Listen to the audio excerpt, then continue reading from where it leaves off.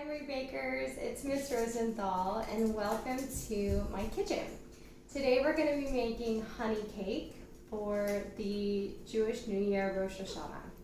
So to make the honey cake you have to start with, first you have to preheat the oven to 350 degrees.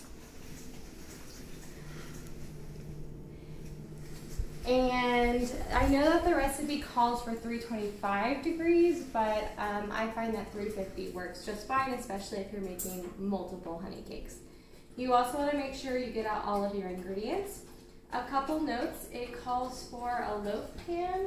So this one is a heavy duty loaf pan, and you want to make sure you get the largest one so that it doesn't overflow. Alright, so the first thing that you're going to do is you're going to crack your eggs. The recipe calls for 2 eggs.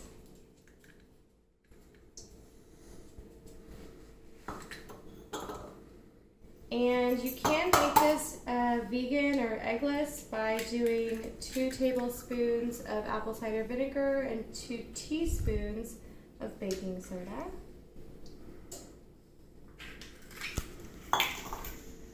Then you're going to add 2/3 cup of honey, and you're just going to want to continuously pour it so that you get all the honey out of there.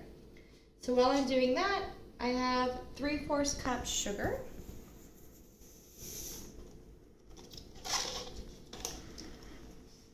and then once the honey is all the way in there, you can start mixing this together.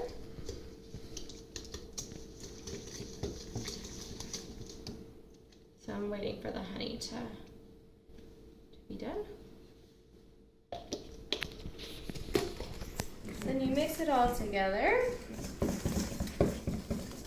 and it's gonna look something like this. And then you're just gonna continue to add your wet ingredients. So here I have 1/3 cup oil.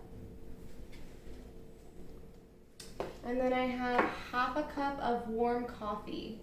You want to make sure that it's not boiling, otherwise your eggs are going to cook.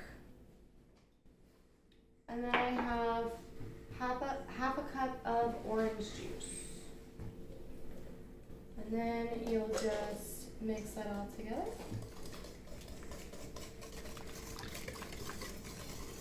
I like using a whisk instead of a spoon because I think it breaks up the ingredients a little bit better. Then you're going to add your dry ingredients. So I have 2 cups of flour.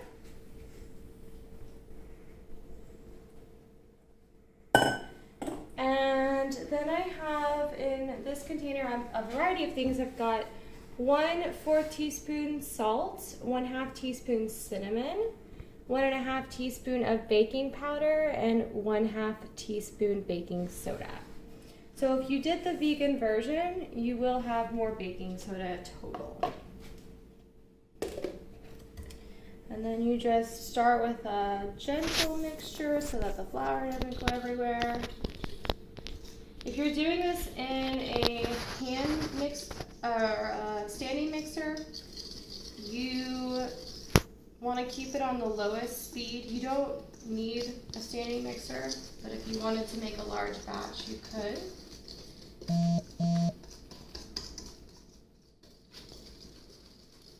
And it's going to be a little lumpy in the end, it's not going to get 100% smooth, but you just want to make sure you get all the ingredients in there. And so then this is the consistency that it'll end up being. From here, you'll want to grease your baking powder. And then I recommend pouring the mixture into the baking sheet when it's on, into the baking pan when it's on a baking sheet.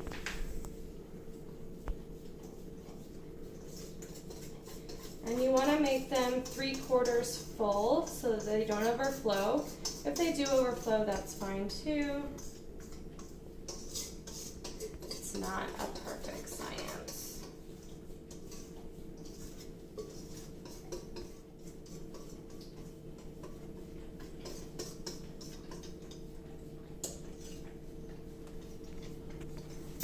And then you just pop it in the oven. So I have two here, one vegan and one regular.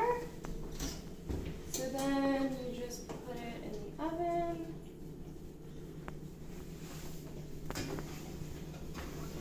The recipe says 75 minutes, but I'm going to set the timer for 45 to check on it. Sometimes it does take up to 75 minutes. I find that it's going to take somewhere in the 50-minute range. You'll know it's done when you put a toothpick in and it comes out clean. And that's it. I'll show you the final product in a few minutes.